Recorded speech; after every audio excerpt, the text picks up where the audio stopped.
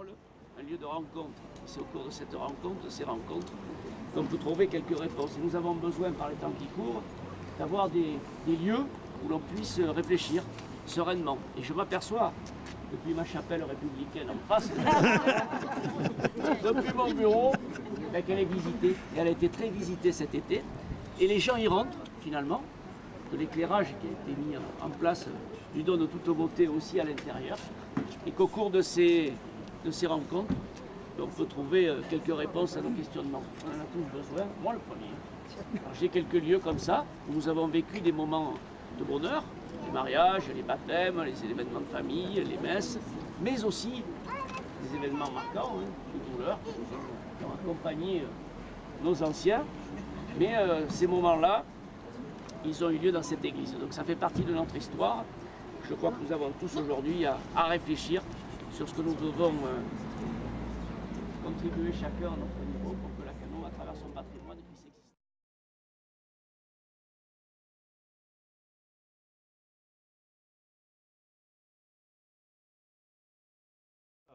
exister. Voilà. C'est parfait.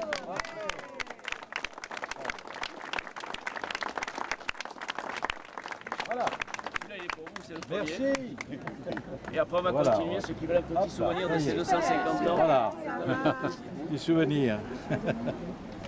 Je veux bien, oui. Voilà. Allez, donc. Monsieur, c'est bien ça.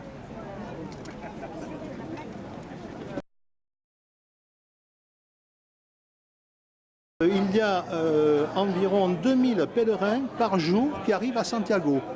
À quoi attribuez-vous cet énorme succès?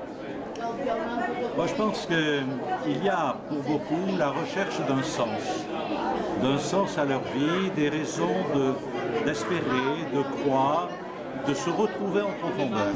Et je crois que le chemin, en fait, vous amène à faire un travail personnel sur vous-même, à vous recentrer sur l'essentiel.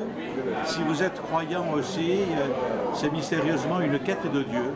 Même si on n'est pas croyant au départ, voilà. On le devient. On peut le devenir aussi. En cours de chemin. On peut partir comme voyageur et on revient comme un pèlerin. Tout à fait.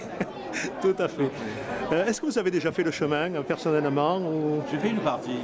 Une partie en Espagne. D'accord, d'où à où? Une partie, c'était donc après Burgos, là. Voilà, c'est cette étape-là que j'ai faite. Ah d'accord, ok. Je l'ai faite avec des jeunes. Oui. Donc, et l'année prochaine, nous envisageons, il y a une proposition qui a été faite, puisque sur Bordeaux, nous sommes en synode, pour l'église diocésaine, de faire un pèlerinage diocésain, donc avec la marche, et avec un certain nombre d'étapes, sans doute donc dans le courant de l'année prochaine. Très bien. Très On bien. sent que c'est quand même un moment important. Je connais aussi beaucoup de prêtres, beaucoup de fidèles aussi qui ont fait ce chemin soit en entier, soit par étapes. Certains le font chaque année, ils font une étape. C'est mieux de le faire en entier. Voilà. Moi personnellement, j'ai attendu d'être à la retraite. Oui. Je suis parti de Bordeaux et 45 jours plus tard, j'arrive à Santiago. Et là, c'est formidable. Alors, nous avons eu aussi une rencontre d'évêques espagnols et Oui. d'évêques français sur la pastorale du chemin. D'accord. Et je me rappelle moi-même donc avoir été invité aussi à Saint-Jacques. Voilà. Et j'ai eu à la fois la joie et l'honneur de pouvoir allumer et mettre l'encens. Ah, on botte à fumer. En botte à fumer. Ah, c'est magnifique. Magnifique. Bon, mais merci beaucoup. Merci.